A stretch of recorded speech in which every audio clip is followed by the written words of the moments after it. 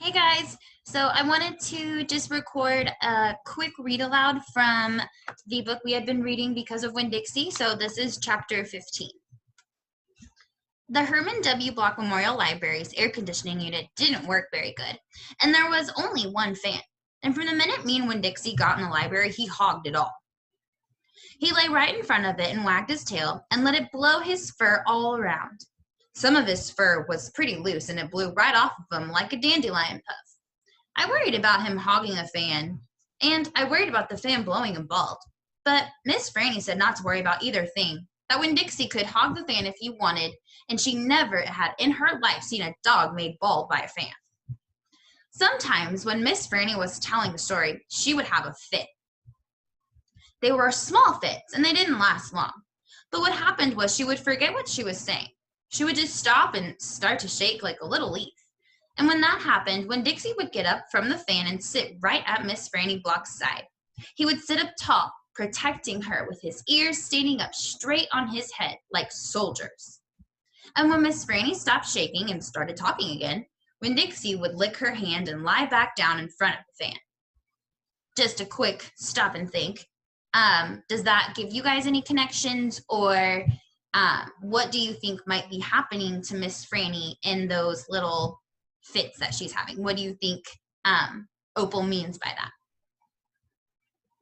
Whenever Miss Franny had one of her fits, it reminded me of Winn-Dixie in a thunderstorm.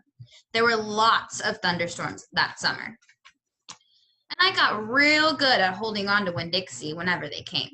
I held on to him, and it comforted him, and I whispered to him and rocked him, just the same way he tried to comfort Miss Franny when she had her fits. Only I held on to Winn-Dixie for another reason, too. I held on to him so tight so he wouldn't run away. It all made me think about Gloria Dump, and I wondered who comforted her when she heard those bottles knocking together, those ghosts chattering about the things she had done wrong. I wanted to comfort Gloria Dump, and I decided that the best way to do it would be to read her a book and read it to her loud enough to keep the ghosts away. And so I asked Miss Franny. I said, "Miss Franny, I got a grown-up friend whose eyes are going on her, and I would like to read her a book out loud. Do you have any suggestions?" "Suggestions?" Miss Franny said. "Yes, ma'am, I have suggestions. Of course I have suggestions. How about Gone with the Wind?" "What's that about?" I asked her. "Why," said Miss Franny, "it's a wonderful story about the Civil War." "The Civil War?" I said. "Do not tell me you've never heard of the Civil War." Miss Franny Block looked like she was going to faint. She waved her hands in front of her face. "I know about the Civil War," I told her. "That was the war between the South and the North over slavery." "Slavery, yes," said Miss Franny. "It was also about states' rights and money. It was a terrible war. My great-grandfather fought in that war. He was just a boy." "Your great-grandfather?" "Yes, ma'am. Let Miss W. Block. Now there's a story." Winn-Dixie yawned real big and lay down on his side, with a thump and a sigh. I swear he knew that phrase, "Now there's a story." And he knew it meant that we weren't going anywhere real soon. "Go ahead and tell it to me, Miss Franny," I said. And I sat down cross-legged next to Winn-Dixie. I pushed him and tried to get him to share the fan, but he pretended he was asleep, and he wouldn't move. I was all settled in and ready for a good story when the door banged, and a pinched-faced Amanda Wilkinson came in. Winn-Dixie sat up and stared at her.